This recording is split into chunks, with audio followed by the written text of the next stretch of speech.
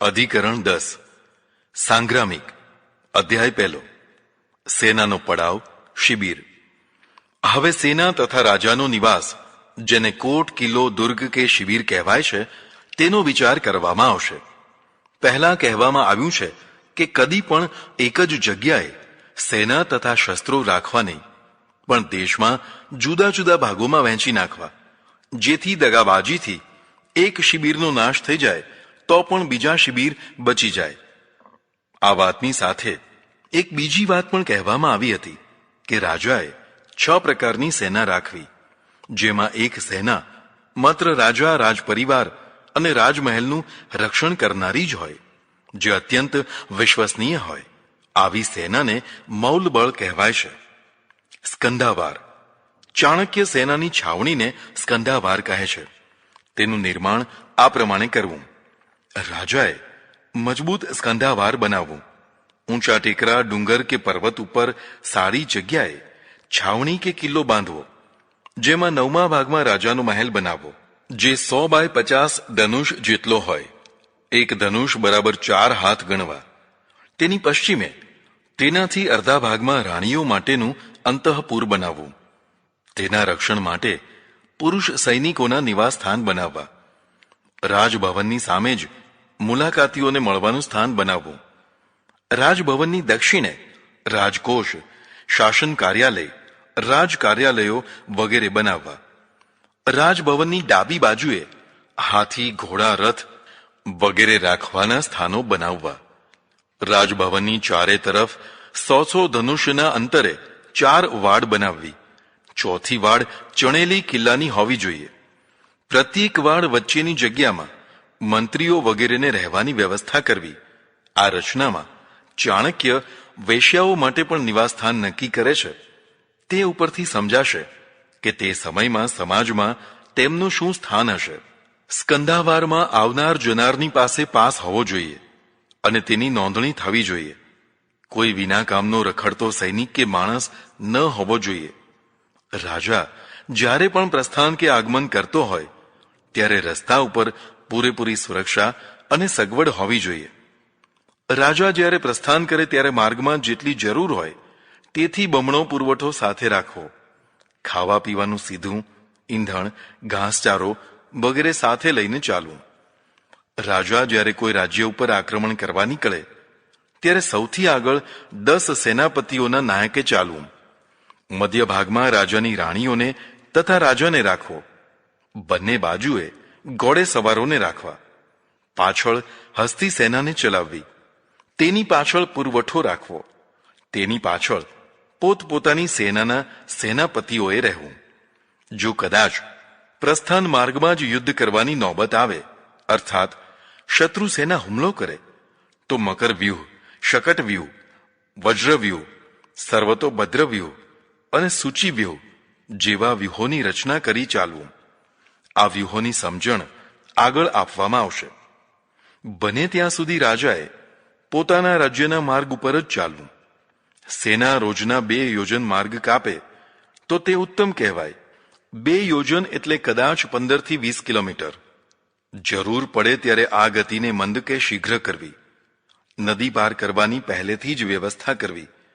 જ્યારે મોહમ્મદ ગઝનવી સોમનાથ ઉપર ચઢાઈ લઈ આવ્યો હતો ત્યારે પંજાબની 6 મોટી નદીઓને પાર કરવા 300 જંગી નૌકાઓ સાથે લઈને આવ્યો હતો. સેના જ્યારે નિર્જળ પ્રદેશમાંથી પસાર થવાની હોય ત્યારે પાણી ભરેલા મોટા મોટા વાસણો ગાડામાં સાથે લઈ લેવા. મોહમ્મદ ગઝનવીએ જ્યારે રાજસ્થાનનું રણ પાર કર્યું ત્યારે 10 થી 20 હજાર ઊંટો ઉપર પાણી તથા ખોરાક ભરેલો. આ રીતે રસ્તામાં આવનારી બધી અડચણોનો ઉકેલ સાથે લઈને પ્રસ્થાન કરવું. પોતાને અનુકૂળ હોય તેવી ભૂમિ ઉપર શિબિર બનાવવી. અધ્યાય 3 વ્યૂહરચના. યુદ્ધમાં શૌર્ય લડે છે, પણ વિજય તો વ્યૂહને જ મળતો હોય છે. સૈનિકો પરાક્રમથી લડતા હોય છે અને સેનાપતિ વ્યૂહરચના કરતો હોય છે. હજારો સૈનિકો હોય અને બધા પરાક્રમી હોય, પણ વ્યૂહબાજ સેનાપતિ ન હોય તો વિજય મેળવી શકાય નહીં. એટલે યુદ્ધમાં પ્રથમ સ્થાને મહત્વ વ્યૂહનું રહે છે. ચાણક્ય કહે છે કે રાજાએ જ્યારે યુદ્ધ કરવાનું નક્કી કરી લીધું હોય ત્યારે સર્વપ્રથમ શત્રુ પક્ષના અમાત્ય, રાજાના ભાઈ, ઉપેક્ષિત રાજકુમાર વગેરેમાંથી જેટલાને ફોડી શકાય તેટલાને ફોડી નાખવા. આને કૂટયુદ્ધ કહે છે. ઉપર ઉપરથી શાંતિ દેખાય પણ અંદર ખાનેથી બધી વ્યૂહરચના ચાલતી હોય. કૂટયુદ્ધમાં સફળતા મળ્યા પછી જ પ્રકાશ યુદ્ધ શરૂ કરે. પ્રકાશ યુદ્ધ એટલે પ્રગટમાં યુદ્ધની જાહેરાત કરીને ખુલ્લેઆમ યુદ્ધ કરવું. તે રાજાએ મોટી શક્તિશાળી સેના લઈને શત્રુના રાજ્યમાં દાખલ થવું અને જ્યાં પોતાને અનુકૂળ હોય તે જગ્યાએ છાવણી નાખવી. સીધા જ શત્રુના કિલ્લા ઉપર પહોંચી જવું નહીં. જ્યાં છાવણી નાખી હોય ત્યાંથી મંત્રણાઓ ચલાવવી. યુદ્ધ જ કરવું હોય તો એવી કઠોર શરતો મૂકવી કે શત્રુ રાજા તેને સ્વીકારી ન શકે. અંતે તે કિલ્લામાંથી બહાર નીકળીને જ્યાં રાજાની છાવણી હોય ત્યાં લડવા આવે. ત્યાં સુધીમાં ફોડી નાખેલા અમાત્યો વગેરે શત્રુ રાજાનો સાથ છોડી રાજા સાથે મળી જાય અથવા શત્રુ રાજા સાથે રહીને તેને હાનિ થાય તે રીતે યુદ્ધ કરે. સિરાજુદ્દૌલાની સામે ક્લાઇવે આવું જ કર્યું હતું. પ્લાસીનું યુદ્ધ કરતા પહેલા ક્લાઇવે સિરાજના મંત્રી સેનાપતિ મીર જાફરને ફોડી નાખ્યો હતો. તેથી તે યુદ્ધ વખતે સેના સાથે નિષ્ક્રિય થઈ ગયો હતો. બીજું, ક્લાઇવ સિરાજને પ્લાસી સુધી ખેંચી લાવ્યો. એ ક્લાઇવ માટે તો અનુકૂળ જમીન હતી, જ્યારે સિરાજ માટે પ્રતિકૂળ હતી અને વ્યૂહ કહેવાય. જો ક્લાઇવ પ્લાસીમાં છાવણી ન નાખતા સીધો જ સિરાજની રાજધાની પર ત્રાટક્યો હોત તો કદાચ તેના માટે તે પ્રતિકૂળ થઈ જાત. આ વ્યૂહના કારણે સિરાજની 65,000 સેના સામે ક્લાઇવની માત્ર 3,000 સેના જીતી ગઈ. બંગાળ અને ભારતનું ભાગ્ય બદલાઈ ગયું. એટલે વ્યૂહનું સર્વોચ્ચ મહત્વ છે. પૂરો વ્યૂહ બનાવી લીધા પછી રાજાએ પ્રબળ શક્તિથી હુમલો કરવો. પ્રથમ હુમલામાં જ શત્રુ પક્ષને જાનમાલની ભયંકર હાનિ પહોંચાડી દેવી, જેથી શત્રુ પક્ષનું મોરલ અને ઉત્સાહ મંદ પડી જાય. યુદ્ધ જાહેર થયા પછી રાજાએ ધીમે ધીમે કટકે કટકે નાના નાના હુમલા કરીને સમય બગાડવો નહીં, પણ જબરદસ્ત કારમો હુમલો કરી દેવો. પ્રથમ હુમલો કર્યા પછી તરત જ બીજો, ત્રીજો, ચોથો હુમલો તૈયાર રાખવો, જેથી શત્રુને કળ ન વળે. ઉપરાઉપરી ભયંકર હુમલાથી શત્રુ ભયભીત થઈ જાય છે. તેને બેઠા થવાનો મોકો જ ન મળવો જોઈએ. હુમલો એક તરફથી જ નહીં પણ બાજુ તથા પાછળથી પણ હુમલો કરવો, જેથી શત્રુની સેના વહેંચાઈ જાય. શત્રુની સેના ઉપર ચારે તરફથી હુમલા કરીને શત્રુ રાજાને કાં તો પકડી લેવો કાં પછી મારી નાખવો.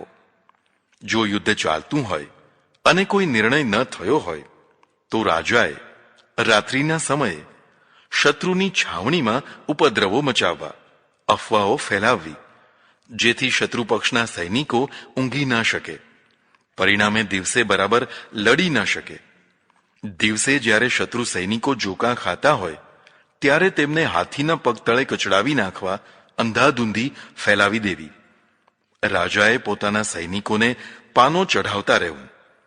વફાદારીની કથાઓ તથા શૌર્યની કથાઓ સંભળાવવી. રાજાના જેવી જ આકૃતિવાળા માણસને રાજા જેવા જ વસ્ત્રો વગેરે પહેરાવી શત્રુ પક્ષને બ્રહ્મા નાખવો, જેથી મૂળ રાજાની રક્ષા થાય. આવા 2, 4 કે 10 નકલી રાજા બનાવવા. સેનાને મહાન કાર્યો કરવાના રોકડ ઇનામો, પગાર વધારો, પદોન્નતિ આપવા, ઇલકાબો પણ આપવા, જેથી સૈનિકો રાજી રહે અને ઉત્સાહથી લડે. સૈનિકોના દ્વારા લૂંટમાં મળેલી સંપત્તિ તેમને આપી દેવી.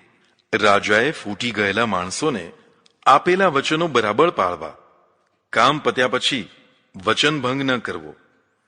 યુદ્ધ મેદાનમાં ચિકિત્સકો હંમેશા સાથે રાખવા તથા માંદા કે બીમાર ઘવાયેલા સૈનિકોની સેવા, શુશ્રૂષા બરાબર કરાવવી. શત્રુને બને ત્યાં સુધી મારી નાખવો, જેથી ફરીથી માથું ઉંચકાય નહીં. હા, જો તે પૂરેપૂરો સમર્પિત થઈ જાય અને પૂરી વફાદારી બતાવે તો તેને મારવો નહીં, તેનો ઉપયોગ કરવો. સેનામાં યોગ્ય પદ ઉપર નિયુક્ત કરી કામ લેવું. 4 પ્રકારની સેનાનું સંચાલન કરીને બધાનો મેળ બેસાડવો.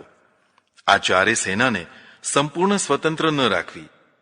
ચારે ઉપર એક સરસેનાપતિ રાખવો, જે બધાને આજ્ઞા કરી શકે તથા મેળ કરી શકે. અશ્વસેનાનો પૂરેપૂરો ઉપયોગ કરવો. ચાણક્યે હસ્તી, અશ્વ, રથ, પૈદલ વગેરે સેનાનો યુદ્ધમાં તથા શાંતિકાળમાં કેવો કેવો ઉપયોગ કરવો તે વિસ્તારથી જણાવ્યું છે. હવે આજે શસ્ત્રો તથા વાહનો બદલાઈ ગયા હોવાથી તેની પ્રસ્તુતતા ઓછી થઈ ગઈ કહેવાય. તો પણ તેની પાછળનો હેતુ આજે પણ પ્રસ્તુત છે જ.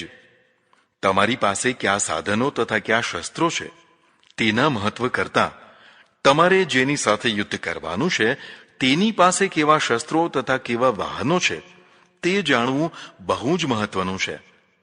શત્રુ પક્ષે તમારા કરતા ચઢિયાતા સાધનો ન હોવા જોઈએ. તમારા પક્ષે જ ચઢિયાતા સાધનો હોવા જરૂરી છે. પ્રાચીન કાળમાં હસ્તી સેના એ આજની ટેન્ક સેના જેવી હતી. હવે તમારી પાસે આધુનિકતમ ટેન્કો, તેના માર્ગદર્શક વિમાનો, તોપ, મિસાઇલ વગેરે હોવા જરૂરી છે. અને સૌથી વધુ મહત્વ તો તેનો સમયસર સચોટ ઉપયોગ કરવાની હિંમત અને આવડત હોવી જોઈએ. યુદ્ધની સફળતા નિષ્ફળતાનો આધાર શસ્ત્રો તથા સેના ઉપર જ નથી. ખરો આધાર તેના સંચાલન ઉપર છે. સંચાલન સેનાપતિ કરતો હોય છે, એટલે સેનાપતિએ બધી સેનાનું યોગ્ય સંચાલન કરી જાણવું જરૂરી છે. અધ્યાય 5મો, સેનાની ગોઠવણી. સેનાને યોગ્ય ભૂમિ પર ગોઠવવી. ગોઠવ્યા વિનાની સેના ટોળું થઈ જાય છે, જે અવ્યવસ્થિત થઈને અવ્યવસ્થા ઊભી કરે છે. સેનાને આ પ્રમાણે ગોઠવવી. પ્રથમ તો સેનાને શત્રુની નજરોથી બચાવી શકાય તેટલી બચાવીને ગોઠવવી. પ્રથમ પ્રત્યેક પૈદલ સૈનિકને એકબીજાથી નિશ્ચિત દૂરી ઉપર ઊભો રાખવો, તેમજ અશ્વ સૈનિકને તેનાથી વધારે અંતરે દૂર દૂર ઊભો રાખવો. રથ અને હાથી સૈનિકને તેથી વધારે નિશ્ચિત યોગ્ય દૂરી ઉપર ઊભા રાખવા. 2 પૈદલ સૈનિકો વચ્ચે 2 અશ્વ સૈનિકો ગોઠવવા. આવી જ રીતે રથ અને હાથી સૈનિકોની વચ્ચે પણ પૈદલ સૈનિકોને ગોઠવવા. સૌથી વધુ મહત્વ પૈદલ સેનાનું છે. તેને યથાયોગ્ય ગોઠવીને શાંત ચિત્તે શત્રુની પ્રતીક્ષા કરવી. કશો કકળાટ કે ઉન્માદ કરવો નહીં. ધનુષધારી સૈનિકોને 5-5 હાથ છેટા ઊભા રાખવા. 15 હાથ દૂર અશ્વ સૈનિકોને ઊભા રાખવા અને 25 હાથના અંતરે રથ સૈનિકને ઊભા રાખવા. આવી જ રીતે હાથીઓને પણ તેટલી જ દૂરીએ ઊભા રાખવા. સેનાના અગ્રભાગની બંને બાજુઓ, પક્ષરૂપ પશ્ચાત ભાગની બંને બાજુઓ અને મધ્ય ભાગ, આમ 5 તરફ વ્યવસ્થિત રીતે સૈનિકોને ગોઠવી દેવા. ઘોડો, રથ અને હાથીની સાથે 5-5 માણસો સેવા કરવા ગોઠવવા, જે તેમની આવશ્યકતાઓને તરત જ પૂરી પાડે. આ પ્રમાણે 45 રથોની એક પંક્તિ કરવી. આ રથોને વધારી શકાય છે. તેમની સાથે અશ્વ સૈનિકો તથા પૈદલ સૈનિકો ઉચિત પ્રમાણમાં ગોઠવવા. આને સમવ્યૂહ કહેવાય છે. આમાં રથો વગેરેને એકી સંખ્યામાં રાખવા, જેમ કે 1, 3, 5, 7 વગેરે. જો રથો વધારે હોય તો તેને આવાપ રથ સેના કહેવાય છે. આવી જ વ્યૂહરચના કર્યા પછી પણ સેના વધે તો તેને પણ આવાપ સેના કહેવાય છે. તેને યથાયોગ્ય ગોઠવી શકાય. હસ્તી સેના તલવાર યુદ્ધ ન કરી શકે. તે કાં તો ભાલા યુદ્ધ કરે કાં પછી ધનુષ્ય યુદ્ધ કરે. પણ તેનું ખરું કામ તો આગળ રહીને શત્રુ સેનામાં નાસભાગ કરાવવાનું છે. તેના પગ નીચે શત્રુ સેનાને કચડી નાખવાનું છે. હાથીની નજીક શત્રુ સેનાના સૈનિકો ન આવી જાય તે માટે અશ્વસેના તથા પૈદલ સેના તેની આજુબાજુ રહે. અશ્વસેના ધનુષ્ય બાણ ન ચલાવે, પણ તલવાર તથા ભાલા વગેરેથી યુદ્ધ કરે. ચપળતાથી જરૂર પડે ત્યાં પહોંચીને શત્રુ સેનાનો નાશ કરતી રહે. રથ સેનાના સૈનિકો ધનુષ ચલાવે. તેમની પાસે રથમાં પૂરતો પુરવઠો રહે અને યોગ્ય દૂરીથી તીરો ચલાવતા રહે. શત્રુ પક્ષના હાથીઓને ભગાડવા તથા શત્રુના ઘસારાને રોકવા તીરંદાજી કરતા રહે. પૈદલ સેના નજીકથી યુદ્ધ કરતી હોય છે તલવાર, ભાલા વગેરે શસ્ત્રોથી તે લડતી રહે. આ ચારે સેનાઓ યુદ્ધ વખતે એકબીજાની પૂરક બને. અર્થાત હાથી ઉપર સંકટ આવે તો તરત જ અશ્વ સૈનિકો પહોંચી જાય. આવી જ રીતે બીજી સેના ઉપર સંકટ આવે તો પૈદલ કે બીજી સેના પહોંચી જાય અને એકબીજાનું રક્ષણ કરે. એક વાત હંમેશા યાદ રાખવી, હાથીઓ ભલે ઓછા હોય પણ જાતવાન હોય. આવું જ અશ્વો, રથો તથા પૈદલ સૈનિકો માટે પણ સમજવું. રાજાએ વીણીને જાતવાન લોકોની સેનામાં ભરતી કરવી. વ્યૂહરચના થઈ ગયા પછી રાજાએ સેનાનો 5 ભાગમાંથી 1 કે 2 ભાગ દ્વારા શત્રુ ઉપર આક્રમણ કરવું. બાકીના 3ને સ્થિર રાખવા. શત્રુ સેના તરફથી જેવો પ્રતિકાર થાય કે તરત જ બાકીના 3 ભાગોએ યુદ્ધમાં તૂટી પડવું. શત્રુના કમજોર ભાગ ઉપર પ્રથમ આક્રમણ કરવું. શત્રુની પ્રબળ સેના હોય ત્યાં પોતાની પ્રબળ સેનાને બમણી કરી અને લડાવવી. ચાણક્યે અશ્વયુદ્ધના 13 પ્રકાર બતાવ્યા છે. હસ્તી સેનાના યુદ્ધના 5 પ્રકાર બતાવ્યા છે. રથ યુદ્ધના 4 પ્રકાર બતાવ્યા છે. આવી જ રીતે પૈદલ સેનાના પણ પ્રકાર બતાવ્યા છે. રાજાએ કદી પણ સેનાની આગળ ન રહેવું, પણ સેના યુદ્ધ કરતી હોય ત્યાંથી 1000 હાથ દૂર પાછળ રહેવું અને નિરીક્ષણ કરી નિર્ણયો કરવા. આ ઉપરથી જાણી શકાશે કે રાજપૂતોએ જે યુદ્ધો કર્યા તેમાં મોટા ભાગે વ્યૂહોનો અભાવ હતો. હૈસો કરી અને એક ટોળું યુદ્ધ કરવા ત્રાટકતું અને થોડી જ વારમાં નિર્ણય થઈ જતો. રાજા પોતે સેનાની આગળ રહેતો અને મરાતો, એટલે સેનામાં નાસભાગ મચી જતી. આ રીતે પરાક્રમ તો ખરું, પણ વ્યૂહના અભાવમાં રાજપૂતોએ ઘણું સહન કરવું પડ્યું હતું. રાજપૂતોની તુલનામાં મરાઠા સરદારો વધુ વ્યવસ્થિત રહીને યુદ્ધ કરતા, તેથી તેમને ઓછું નુકસાન અને વધુ સફળતા મળતી. યુદ્ધમાં ખરું મહત્વ સંચાલન અને વ્યૂહનું રહે છે. જો આ બંને ન હોય તો માત્ર ટોળા યુદ્ધ થઈ જાય, તેનાથી બચવું જરૂરી છે. અધ્યાય 6 વ્યૂહો. આ અધ્યાયમાં ચાણક્યે વ્યૂહો બતાવ્યા છે, જે હવે તો પ્રસ્તુત નથી, તો પણ તેનો સંક્ષિપ્ત ઉલ્લેખ કરું છું. મુખ્ય 4 વ્યૂહ છે. એક દંડવ્યૂહ, બીજો પ્રકૃતિ વ્યૂહ, ત્રીજો વિકૃતિ વ્યૂહ અને ચોથો પ્રતિવ્યૂહ. ફરી પાછા દંડ, ભોગ, મંડળ અને અસહત એમ 4 વ્યૂહ બતાવ્યા છે. સેનાને ત્રાસી ઊભી રાખો ત્યારે દંડવ્યૂહ, વર્તુળાકારે ઊભી રાખો ત્યારે ભોગવ્યૂહ, ચારે તરફથી આક્રમણ કરનારને મંડળ વ્યૂહ, આક્રમણ કરતા પહેલા 5 ભાગ અલગ અલગ આક્રમણ કરે તો અસહત વ્યૂહ કહેવાય છે.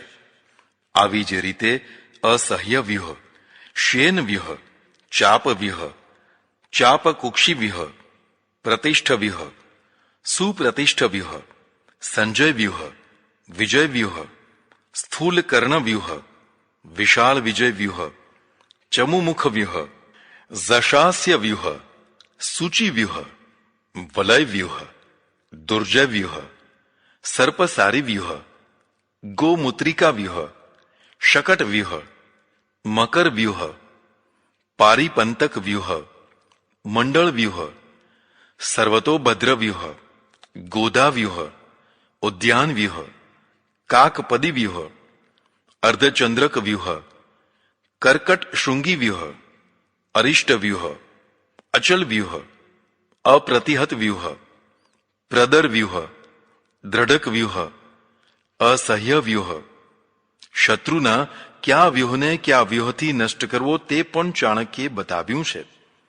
આ રીતે ચાણક્યે અનેક વ્યૂહો તથા તેના નિવારણના ઉપાયો પણ બતાવ્યા છે. જેને જિજ્ઞાસા હોય તેણે મૂળ ગ્રંથ જોઈ લેવો. મારું કામ જિજ્ઞાસા જગાડવાનું છે, જેથી લોકો ચાણક્ય તરફ વળે અને વાસ્તવવાદી બને. યુદ્ધ વિમુખ અને શસ્ત્ર વિમુખ થયેલી પ્રજાને ફરીથી વીરતા તરફ વાળવી એ જ અભિષ્ટ છે. 9મું અધિકરણ અભિયાત્સ્યત કર્મ. યુદ્ધ ક્યારે કરવું? યુદ્ધ જ ન કરવું પડે તેવી સ્થિતિ સદા અવકાર્ય છે, પણ આપણી ઈચ્છા પ્રમાણે વિશ્વ નથી ચાલતું. ઘણીવાર યુદ્ધ અનિવાર્ય થઈ જતું હોય છે. જેમ કે કૌરવ પાંડવોનું યુદ્ધ, રામ રાવણનું યુદ્ધ. 1000 પ્રયત્નો કર્યા પછી પણ જો ન્યાય સંગત સમાધાન ન થઈ શકે તો કાં તો યુદ્ધ ન કરી શકનાર રાજાએ શરણાગતિ સ્વીકારવી કે પછી યુદ્ધ કરી લેવું. શરણાગતિથી યુદ્ધ ટળતું નથી. અન્યાયી રાજાને તેથી પાનો ચડે છે અને તે વધુ ને વધુ અન્યાયો કરવા લાગે છે. એટલે યુદ્ધ કરવું અનિવાર્ય થઈ જાય છે. આવા સમયે શું શું કરવું તે ચાણક્ય જણાવે છે. સર્વપ્રથમ રાજા, પ્રજા તથા સેનામાં ઉત્સાહ હોવો જરૂરી છે. ઉત્સાહ વિનાનો રાજા, પ્રજા કે સેના પ્રબળ યુદ્ધ કરી શકતા નથી. તે હારી જતા હોય છે. માટે ઉત્સાહ હોવો જરૂરી છે. ઉત્સાહ સફળતાથી મળતો તથા વધતો હોય છે. યુદ્ધ કરતા પહેલા શત્રુ પક્ષને અનેક વાર નાના મોટા ફટકા મારવા તથા તેનો પ્રચાર કરવાથી અમે શક્તિશાળી છીએ તેવો ઉત્સાહ જાગે છે.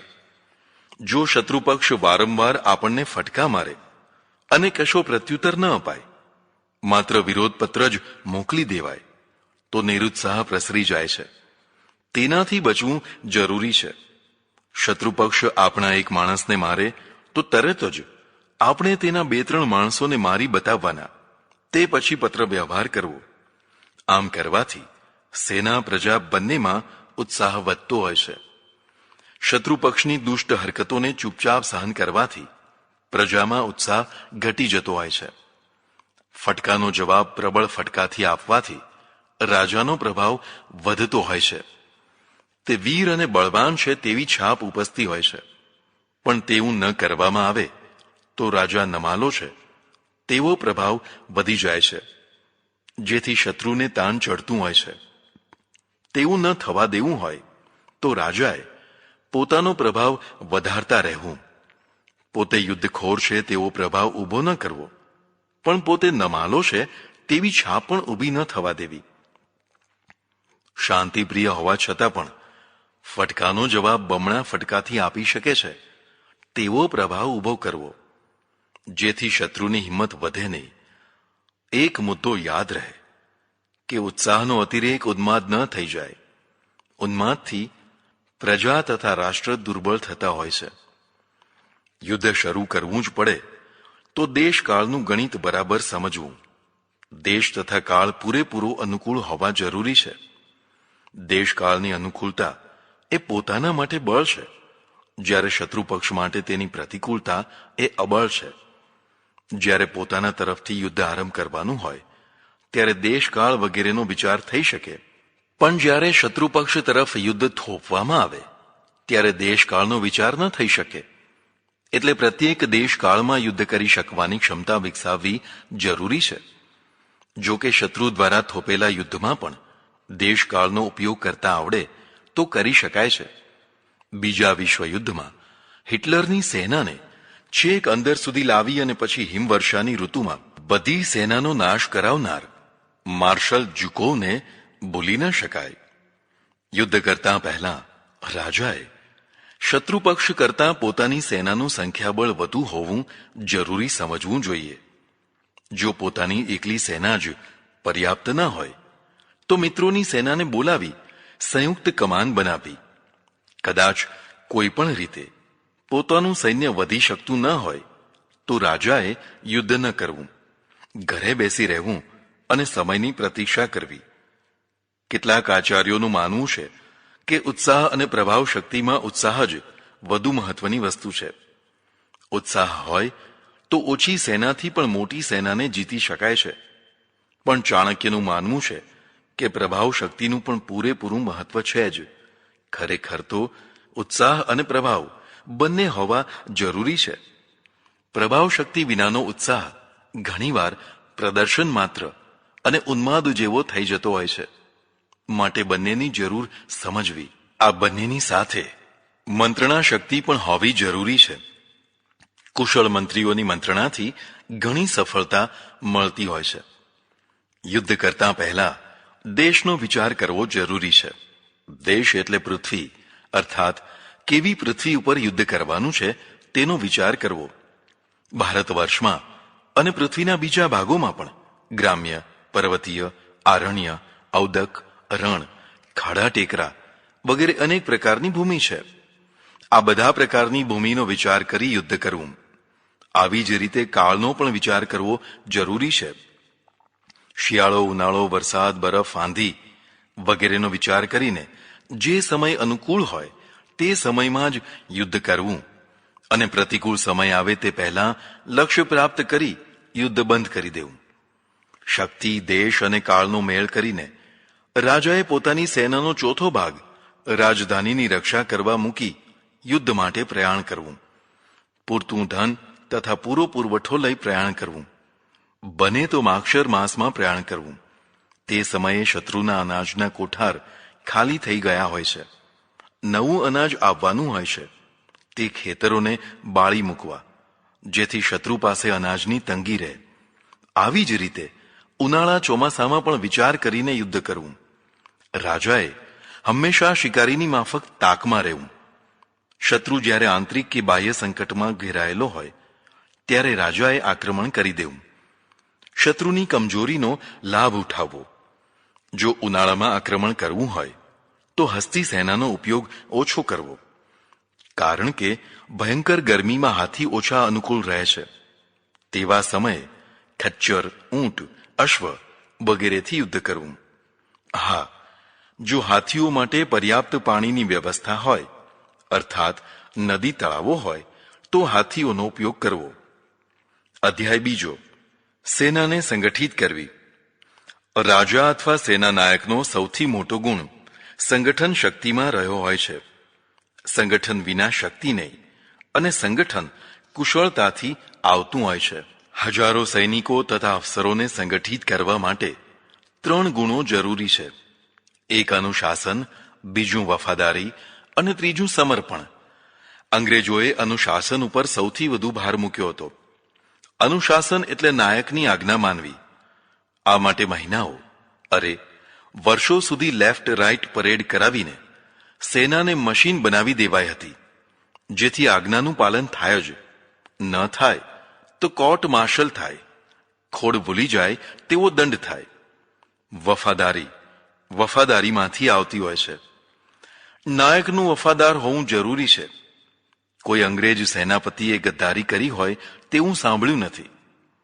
લોભ, લાલચ કે ભય આદિથી વશ થઈ બેવફા થઈ જવું તે સેનાનો ભયંકર દોષ છે. તેનાથી સેનાને બચાવવી જરૂરી છે. સૈનિકોની ભરતી કરતી વખતે જ તેની ખાનદાની, આનુવંશિક ગુણો વગેરે જાણવા જરૂરી હોય છે. નમક હરામ શબ્દે ભારે કામ કર્યું હતું. જેનું નમક ખાઈએ તેની સાથે હરામી તો ન જ થાય. આવી દ્રઢ ધારણા સૈનિકને વફાદાર બનાવે છે અને સમર્પણ ભાવ ભક્તિથી આવે છે. સેનામાં રાષ્ટ્રભક્તિ જરૂરી છે. રાષ્ટ્રભક્તિ વિનાની સેના ભરોસાપાત્ર મનાય નહીં. એટલે રાષ્ટ્રભક્તિની ચકાસણી પણ જરૂરી છે. કેટલાક ગદ્દારો જે રાષ્ટ્ર વિરોધી હોય છે તે સેનામાં ઘૂસી ન જાય તેની તકેદારી અતિ જરૂરી છે. આ રીતે પૂરી ચકાસી અને તૈયાર કરેલી સેનાને ચાણક્ય 6 પ્રકારમાં વહેંચે છે. એક, મૌલબળ. રાજધાનીમાં રહીને વંશ પરંપરાથી વફાદાર રાજધાની, રાજમહેલ તથા રાજ પરિવારની રક્ષા કરનારી સેના. બીજી, ભૃતક બળ એટલે કે વેતનભોગી સેના. ત્રીજી, શ્રેણીબળ એટલે કે હોમગાર્ડ જેવી ગામોમાંથી તૈયાર થયેલી સેના. ચોથી, મિત્રબળ એટલે કે મિત્ર રાજાઓની સેના.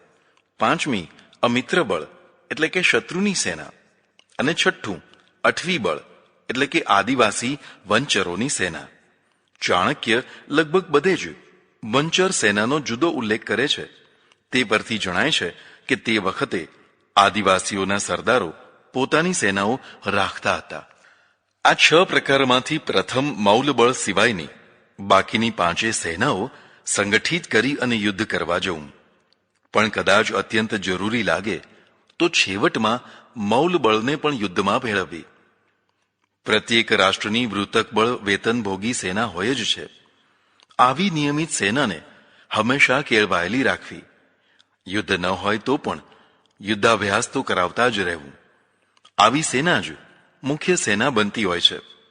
સૈનિકો પાસે એટલું બધું કામ કરાવવું કે નવરા જ ન રહે. નવરા અધિકારીઓ ષડયંત્ર કરે. તેથી બચાવવા આ બ્રુતક બળની સાથે શ્રેણી બળને પૂરક સેના બનાવવી, જે યુદ્ધ કરવા કરતાં જરૂરી સેવા કરતી રહે.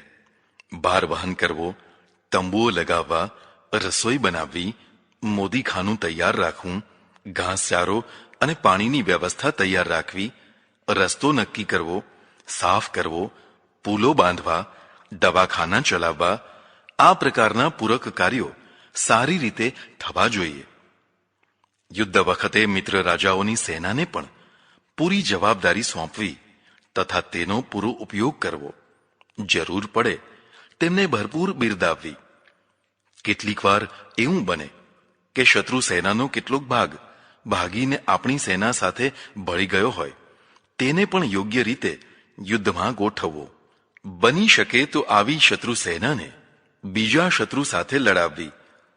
આવી જ રીતે વનચરોની સેનાને પણ સાથે રાખીને વન પ્રદેશના રસ્તા વગેરે સાફ કરીને યુદ્ધ કરવું. શત્રુ સેના પાસે પણ ભીલ સેના હોય તો તેની સાથે આપણી ભીલ સેનાને લડાવવી, કારણ કે તે ધનુષ્ય બાણનું યુદ્ધ સારું જાણે છે. શત્રુ પક્ષના પુરવઠાને નષ્ટ કરવામાં પણ તે કુશળ હોય છે. આ 6 સેનાઓ સિવાય એક 7મી સેના પણ હોય છે. તેને ઔત્સાહિક સેના કહેવાય છે. આ સેનાનું કામ સેનામાં ઉત્સાહ અને વીરતા જગાડતા રહેવાનું છે. વીર ગીતો ગાઈને, લલકાર કરીને આ લોકો સૈનિકોને પાનો ચઢાવતા હોય છે. તે સમયે આ ઔત્સાહિક સેના જ મીડિયા હતી. તે બધા પ્રભાવશાળી સમાચારો આપીને સેનામાં શૂરવીરતા તથા ઉત્સાહ જગાડતી રહે છે. શત્રુ પ્રત્યે ધિક્કાર અને ઘૃણા ફેલાવવી પણ જરૂરી હોય છે. આ બધા કાર્યો આ સેના કરતી રહે છે. ચાણક્ય ક્ષત્રિયની સેનાને ઉત્તમ માને છે. ત્યારે બ્રાહ્મણોની પણ સેના હતી, પણ શત્રુઓ તેમને નમસ્કાર વગેરે કરી અને કદાચ મનાવી લે કે ઢીલા કરી નાખે તો બરાબર યુદ્ધ ન થાય. વૈશ્ય અને શૂદ્રોમાંથી પણ જે વીર હોય તેમને સેનામાં જોડાવાનું કહે છે. શત્રુ પક્ષના હસ્તીબળની સામે પોતાનું કવચયુક્ત હસ્તીબળ ઉતારવું, અશ્વો વગેરેને પણ કવચ પહેરાવવા. ચાણક્ય ત્યારે પણ તોપોની વાતો કરે છે. હાથીઓ સામે તોપોનો ઉપયોગ કરવો, જેથી તોપગોળો ભાગવાથી તથા ભયંકર ધડાકાથી હાથીઓ યુદ્ધ છોડી ભાગવા માંડે. રાજાએ હંમેશા શત્રુપક્ષ કરતાં ચડિયાતી સામગ્રી રાખવી અને વાપરવી. અધ્યાય 3 કોપનો પ્રતિકાર. કેટલીક વાર એવું બને કે રાજા યુદ્ધ કરવા તૈયાર હોય ત્યારે જ તેનું ઘર સળગવા લાગે. અર્થાત ઘરમાં મતભેદના કારણે યુવરાજ, સેનાપતિ, પુરોહિત, મંત્રીઓ વગેરે વિરોધી થઈ અને કોપ કરતા હોય. આવી સ્થિતિમાં ઘરને સંભાળવું કે ચઢાઈ કરવી તે મુશ્કેલી ઊભી થાય છે. ચાણક્યનું કથન છે કે કોપ 2 પ્રકારના હોય છે. એક આભ્યંતર કોપ અને 2 પશ્ચાત કોપ. યુદ્ધ કરતા પહેલા શરૂઆતમાં જ જે કોપ થાય તે પૂર્વ કોપ છે, પણ યુદ્ધ પૂરું થયા પછી જે કોપ થાય તે પશ્ચાત કોપ છે. પશ્ચાત કોપ વધુ ભયાનક હોય છે. સામ, દામ, દંડ અને ભેદની નીતિ અપનાવીને યથાસંભવ કોપને શાંત કરવો. આભ્યંતર કોપ મંત્રી, પુરોહિત, સેનાપતિ અને યુવરાજ વગેરેના દ્વારા થતો હોય છે. જો રાજાના પોતાના દોષથી કોપ થયો હોય તો રાજાએ ભૂલ સુધારી લેવી અને લોકોને શાંત કરવા. જેમ કે 1857નો બળવો. અંગ્રેજોએ, રાણીએ પોતાની ભૂલ સુધારી અને બળવો શાંત થઈ ગયો. રાજા હઠીલો કે જિદ્દી ન હોવો જોઈએ. પ્રજાના મતને માન આપનારો રાજા પ્રજાપ્રિય થઈને લાંબુ રાજ ભોગવતો હોય છે. પણ જો મંત્રી, પુરોહિત વગેરે કોપ કરાવ્યો હોય તો રાજાએ તેમને દંડ દેવો, બંધનમાં નાખવા કે હત્યા કરાવી નાખવી. પણ જો રાજાને એક જ પુત્ર હોય તો યુવરાજને અપરાધના કારણે પ્રાણદંડ દેવો નહીં, કારણ કે તેમ કરવાથી રાજા વારસદાર વિનાનો થઈ જશે. જેને વારસદાર ન હોય તેને પાછલી જિંદગીમાં લોકો શાંતિથી જીવવા ન દે. જો રાજાના ભાયાતો, સગાઓ વગેરે કોપ કરાવ્યો હોય તો તેમની જાગીરો તેમને પાછી આપીને શાંત કરી દેવા. આભ્યંતર કોપને શાંત કરીને જ યુદ્ધ કરી શકાય. રાષ્ટ્રપ્રમુખ સીમા અધિકારી, જંગલનો અધિકારી અને સેનાપતિ આ ચારમાંથી કોઈ વિરોધી થયો હોય તો તેમને પરસ્પરમાં લડાવીને બાહ્ય કોપને શાંત કરવો, આ લોકોને જુદા પાડી દેવા, દૂરના સ્થાનોમાં મોકલી દેવા. આમ કરવા છતાં પણ આ બાહ્ય કોપ કરનારા જો શાંત ન થાય તો તેમને ચાલાકી કરી અને મરાવી નાખવા. આવી રીતે આંતર તથા બાહ્ય બંને પ્રકારના કોપોથી મુક્ત થયા પછી જ યુદ્ધ કરવું. અધ્યાય 4. યુદ્ધમાં હાનિ લાભનો વિચાર. કદી પણ આવેશમાં આવીને યુદ્ધ કરવું નહીં.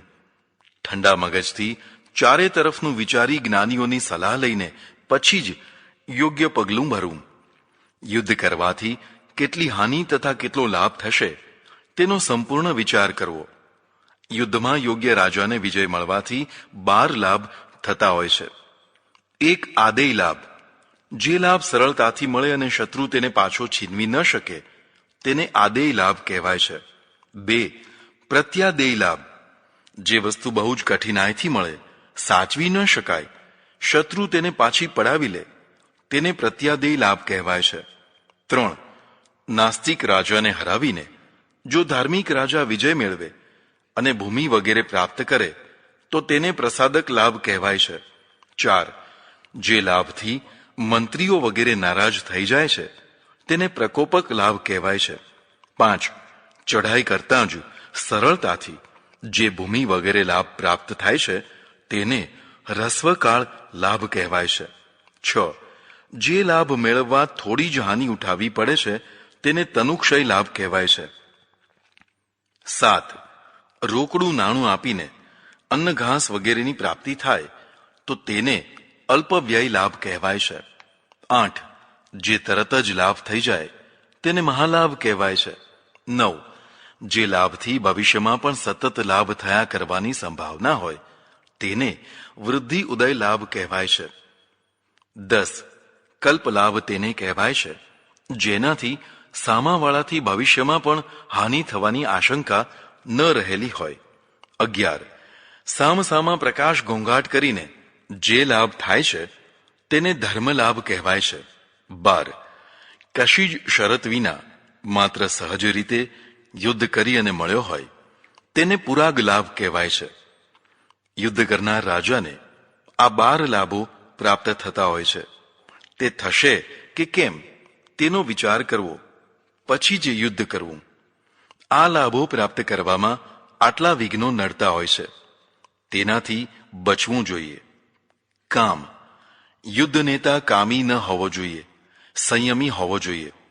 જો તે કામી કે લંપટ હશે તો તેનું મન અને તન સ્ત્રીઓમાં રમ્યા કરશે, જેથી તેની કામ પ્રવૃત્તિ વધી જશે, જે બીજી મહત્વની યુદ્ધ પ્રવૃત્તિને હાનિ પહોંચાડશે. યુદ્ધ નેતા બ્રહ્મચારી પણ ન હોવો જોઈએ. જો તે બ્રહ્મચારી હશે તો અવરુદ્ધ કામ તેને સતાવ્યા કરશે, તેથી માનસિકતા વધુ અસ્થિર રહેશે. માટે તે પોતાની રાણીઓમાં સંતોષ કરનારો સંયમી હોવો જોઈએ. પત્ની ઔષધ છે. ક્રોધ. યુદ્ધ નેતા ક્રોધી ન હોવો જોઈએ. વગર કારણે અથવા અલ્પ કારણે નજીકના માણસો ઉપર ક્રોધ કરનારો સેનાને સંગઠિત નથી કરી શકતો. તેના સ્વભાવથી ઘણા સેનાપતિઓ તેને છોડી અને ચાલ્યા જશે, કાં પછી અપમાનનો બદલો લેશે. માટે યુદ્ધ નેતા ધીર ગંભીર હોવો જોઈએ. 3. સાધ્વસ. યુદ્ધ નેતા ભયભીત ન હોવો જોઈએ. યુદ્ધ તો મારવા મરવાનું ક્ષેત્ર છે, જ્યાં હજારો સૈનિકો ઘાસની માફક કપાતા હોય છે. તેમને જોઈને જે ભયભીત થઈ જાય તે યુદ્ધ ન કરી શકે. 4. કરુણા. યુદ્ધ નેતા બહુ દયાળુ ન હોવો જોઈએ. જો તેનામાં વધુ પડતી દયા હશે તો તે યુદ્ધ કરી શકશે નહીં. 5. લજ્જા. તેનામાં વધુ પડતી લજ્જા પણ ન હોવી જોઈએ. 6. અનાર્ય ભાવ. આર્યને ન છાજે તેવી હલકી મનોવૃત્તિ ન હોવી જોઈએ. 7. માન. તે વધુ પડતો માની ન હોવો જોઈએ. વધુ પડતો માની સૌનો પ્રેમી થઈ શકતો નથી. 8. સાનુક્રોશતા. તે વધુ પડતો કોમળ પણ ન હોવો જોઈએ. તનની અને મનની બંનેની વધુ પડતી કોમળતા યુદ્ધમાં બાધક છે. ખડતલ શરીર લાંબો સમય યુદ્ધ કરી શકે. આવી રીતે માનસિક કઠોરતા જ યુદ્ધના દ્રશ્યો સહન કરી શકે. 9. પરલોક આકાંક્ષા. જો તે પરલોકની આકાંક્ષાવાળો હશે તો પણ યુદ્ધ કરી શકશે નહીં. મારો પરલોક બગડશે એવી ભીતિ થવાથી તે યુદ્ધને પાપ માનીને યુદ્ધ પ્રત્યે વિરાગી થઈ જશે. માટે તે પરલોકવાદી પણ ન હોવો જોઈએ. યુદ્ધ નેતા બગતડો ન હોવો જોઈએ. બગતડા પેદા કરનારા અંતે તો નમાલા માણસો જ વધારે છે. 10. દાંભિકતા. તે દંભી પણ ન હોવો જોઈએ. જે ન હોય તેને બતાવવું અથવા જે હોય તેને ઘણું વધારે કરીને બતાવવું તે દંભી છે. રાજા વાસ્તવવાદી હોવો જોઈએ. જે છે તેને સ્વીકારે તો જ સાચો નિર્ણય કરી શકાય. 11. અતિભક્ષણ. તે ખૂબ ખાખા કરનારો ન હોવો જોઈએ. આખો દિવસ ખાખા કરનારો આળસુ, પ્રમાદી, ચરબીવાળો, પરસેવો છોડનારો થઈ જતો હોય છે. તેનામાં સ્ફૂર્તિ કે ચપળતા રહેતી નથી. તેથી જાડિયા માણસો યુદ્ધ કરવાને લાયક રહેતા નથી. 12. દૈન્ય. તે દીનતાવાળો ન હોવો જોઈએ. સૌની સામે હાથ જોડનારો દીન માણસ લાંબો સમય યુદ્ધ ન કરી શકે. 13. અસૂયા. બીજાના ગુણોમાં પણ દોષારોપણ કરનારો ન હોવો જોઈએ. શત્રુના ગુણો પણ સ્વીકારવા જોઈએ. 14. હસ્તગતાવમાની. અર્થાત તેને જે કાંઈ પ્રાપ્ત થયું હોય તેનો તિરસ્કાર કરનારો ન હોવો જોઈએ. જે બુદ્ધિબળ, ચાતુર્ય વગેરે પ્રાપ્ત થયું હોય તેનો સ્વીકાર કરીને તેનો સદુપયોગ કરનારો હોવો જોઈએ. 15. દૌરાત્મિકતા. અર્થાત દુર્જનતા પણ ન હોવી જોઈએ. તે ભલે યુદ્ધ કરે પણ દુર્જન ન બને. 16. અવિશ્વાસ. પોતાના માણસો પ્રત્યે અવિશ્વાસ ન હોવો જોઈએ. અતિવિશ્વાસ પણ યોગ્ય નથી. તેમજ જેની પાસેથી મહત્વના કાર્યો કરાવવાના હોય તેના પ્રત્યે સતત શંકા કુશંકા કરવી, અવિશ્વાસ રાખવો તે પણ યોગ્ય નથી. 17. પરાજય ભાવ. હું હારી જઈશ તો શું થશે? આવો ભય પણ ન હોવો જોઈએ. યુદ્ધમાં જય પરાજય તો થતો જ હોય છે. માટે પ્રત્યેક પરિણામ ભોગવવાની તૈયારી હોવી જોઈએ. 18. અનિકાર. શત્રુને પડકાર આપવાની ક્ષમતાનો અભાવ પણ ન ચાલે. શત્રુની ચેલેન્જનો જવાબ આપવાની ક્ષમતા હોવી જોઈએ. 19. અસહનશીલતા. ટાઢ, તડકો, વરસાદ વગેરે કુદરતી કષ્ટોને સહન ન કરી શકનારો યુદ્ધ ન કરી શકે. આ બધું સહન કરી શકે, બહુ સુમાળો ન બને, ખડતલ બને. 20. નક્ષત્રવાદી. અર્થાત તે નક્ષત્રોમાં માનનારો હોય. જેમ કે આ વાર આ તિથિ સારા નથી, હમણાં નક્ષત્રો સારા નથી, ચોઘડિયા સારા નથી, સારું મુહૂર્ત આવશે પછી જ યુદ્ધ કરીશું વગેરે આવી ધારણાવાળો યુદ્ધ નેતા અંધશ્રદ્ધાને કારણે યુદ્ધનું રૂપ બગાડી નાખતો હોય છે. અત્યારે જે કામ કરવાનું હોય ત્યારે કશું જ મુહૂર્ત જોયા વિના તે કરવાનું જ. ઉપરની 20 વાતો યુદ્ધ નેતાના દોષો છે. તેનાથી તે લાભ પ્રાપ્ત કરી શકતો નથી. તેનાથી મુક્ત થવું જોઈએ. અધ્યાય 5. આપત્તિ વિચાર. આ અધ્યાયમાં પૂર્વમાં કહેલા આંતર અને બાહ્ય દોષોને મળતી જ વાતો હોવાથી પુનરુક્તિના દોષને કારણે તેનો ઉલ્લેખ કરતો નથી. અધ્યાય 6. દુષ્ટ અને શત્રુપક્ષી પ્રજાજનો. ઘણીવાર રાષ્ટ્રમાં દુષ્ટ પ્રજાજનો વસતા હોય છે. જો તેઓ થોડા હોય તો તેમને વધવા ન દેવા, તેમજ તેમને સંગઠિત પણ થવા ન દેવા. જે રાષ્ટ્રમાં દુષ્ટ પ્રજાજનો ખૂબ વધી ગયા હોય તથા તેઓ સંગઠિત થઈ ગયા હોય તો તે રાષ્ટ્રને ભારે હાનિ પહોંચાડી શકે છે. શત્રુ કરતા પણ તે મોટા શત્રુ છે એમ માનીને કુશળ રાજાએ પ્રથમથી જ તેના ઉપાયો કરવા. ચાણક્ય અહીં તેની ચર્ચા કરે છે. રાષ્ટ્રની આપત્તિઓ 2 પ્રકારની હોય છે. એક દુષ્ટ પ્રજાજનો દ્વારા નિર્મિત અને બીજી શત્રુઓ દ્વારા નિર્મિત. પ્રજાજનોમાં જે પ્રજા રાષ્ટ્રને પૂરેપૂરી વફાદાર નથી હોતી તેને દુષ્ટ પ્રજા કહેવાય છે. આવા ગદ્દાર લોકો ઘણા વધી જાય અને ફરી પાછા સંગઠિત થઈ જાય તો રાષ્ટ્રને પારાવાર હાનિ પહોંચાડી શકે છે. ચાણક્ય કહે છે કે આવા દુષ્ટ પ્રજાજનો ઉપર દંડ નાખવો, પણ કઠોર દંડ ન નાખવો. તેનાથી વિદ્રોહ થઈ શકે છે. માટે યુક્તિ પ્રયુક્તિથી તેમની પાંખો કાપી નાખવી, આવા વિરોધી પ્રજાજનોની શક્તિ ક્ષીણ કરી નાખવી, તેમના સંગઠનો તોડી નાખવા. રાષ્ટ્રભક્તિવાળી પ્રજા જ રાષ્ટ્રની શક્તિ થઈ શકે છે. રાષ્ટ્રભક્તિ વિનાની પ્રજા રાષ્ટ્રનો આધાર થઈ શકે નહીં. તેમનામાં રાષ્ટ્રભક્તિ વધે તેવા પ્રયત્નો કરવા. જો પ્રયત્નો સફળ ન થાય અને આ દુષ્ટ પ્રજા પોતાની દુષ્ટતા ન જ છોડે તો તેમને રાષ્ટ્ર બહાર તગેડી મૂકવા. આ રીતે રાષ્ટ્રને શુદ્ધ કરવું. રાષ્ટ્રદ્રોહી અને ગદ્દારોથી ભરેલું રાષ્ટ્ર કદી પણ શુદ્ધ અને મહાન રાષ્ટ્ર બની શકે નહીં. આંતરિક ગંદકી પ્રથમ દૂર કરવી. માત્ર રાષ્ટ્ર વિરોધી ગદ્દારો જ દુષ્ટ પ્રજા નથી, પણ તે સિવાય પણ અનેક રીતે દુષ્ટ પ્રજા થઈ શકાતું.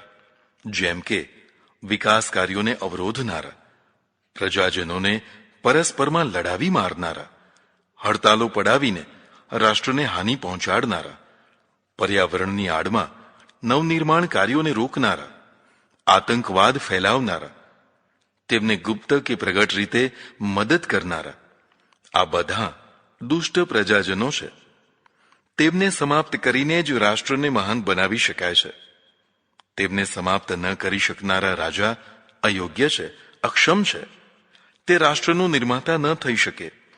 પણ જો કોઈ રાજા આવી દુષ્ટ પ્રજાને વધુમાં વધુ લાભ પહોંચાડી તેને રાજી રાખવાના પ્રયત્ન કરે તો સમજવું કે તેવો રાજા શત્રુપોષક, શત્રુવર્ધક રાજા છે, જેના પરિણામ રાષ્ટ્રને ભયંકર ભોગવવા પડતા હોય છે. દુષ્ટ પ્રજાજનોને કાં સુધારો કાં પછી સમાપ્ત કરો. જે વિચારોથી પ્રજા દુષ્ટ કે ગદ્દાર બને તે વિચારોને જ સમાપ્ત કરવા જોઈએ.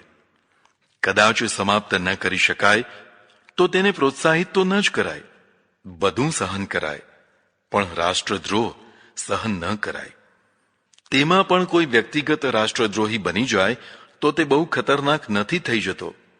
પણ જ્યારે એક પૂરો વર્ગ સામૂહિક રીતે રાષ્ટ્રદ્રોહી થઈ જાય તો તેને સહન ન કરાય. આ રાષ્ટ્રદ્રોહી તત્વો બે પ્રકારના હોય છે. જ્યારે રાજા કે રાષ્ટ્રની ચડતી હોય ત્યારે નમી નમી જય જયકાર કરનારા, પણ જ્યારે રાજા કે રાષ્ટ્રની ભૂંડી દશા આવે ત્યારે તરત જ તેમનું વલણ બદલાઈ જાય. છુપાવેલી કટાર કાઢીને તરત જ પીઠ પાછળ ભોંકી દે. ત્યારે નાદાન રાજાને ભાન થાય કે આ તો નમી નમી અને નમસ્કાર કરતા હતા, પણ ત્યારે ઘણું મોડું થઈ ગયું હોય છે. રાજાની નાદાની રાષ્ટ્રનો નાશ કરી મૂકતી હોય છે. ચાણક્ય દુષ્ટ પ્રજાથી સાવધાન કરે છે. એક બીજી આપત્તિની ચાણક્ય ચર્ચા કરે છે. તે છે પરમિશ્રા અર્થાત શત્રુ મિશ્રા. કાબેલ શત્રુ પ્રજાના એક વર્ગને પોતાની તરફ ભેળવી લે છે. તેને ધાર્મિક, આર્થિક કે રાજકીય આકર્ષણો આપીને પોતાનો હિમાયતી બનાવી લે છે. આ બધું રાતોરાત નથી થતું. વૈચારિક પરિવર્તન સમય માગે છે. પહેલા જે મિત્રો હતા તે જ હવે શત્રુના લલચાવ્યા શત્રુ પક્ષી થઈ જતા હોય છે. ગુપ્તચરોની સાવધાનીથી આ રોગને ઉગતો જ ડામી દેવો જોઈએ. તેના બદલે જો રાજા શત્રુ પક્ષ સાથે સંબંધો વધારે, સંપર્કોની સગવડ કરી આપે તો આ રોગ વધી શકે છે. પ્રજા માટીનો લૂંદો છે. તેને જેવો આકાર આપવો હોય તેવો આપી શકાય છે. પ્રજાને શત્રુ પક્ષથી ઓછામાં ઓછો સંપર્ક કરવા દેવો એ રાષ્ટ્રહિત છે. અધ્યાય 7. આ અધ્યાયમાં ચાણક્યે અર્થ અનર્થની વિવેચના કરી છે, જેનો ભાવ એવો છે કે ધર્મનું મૂળ કારણ અર્થ છે. કામભોગ પણ અર્થથી થાય છે. એટલે ધર્મ, અર્થ અને કામ ત્રણે પરસ્પરમાં એકબીજાના પૂરક છે. ત્રણેયની ઉપાસના કરવી, જેમાં અર્થની વિશેષતઃ ઉપાસના કરવી, અર્થાત પાપરહિત અર્થને પામવા માટે સતત પુરુષાર્થ કરતા રહેવું.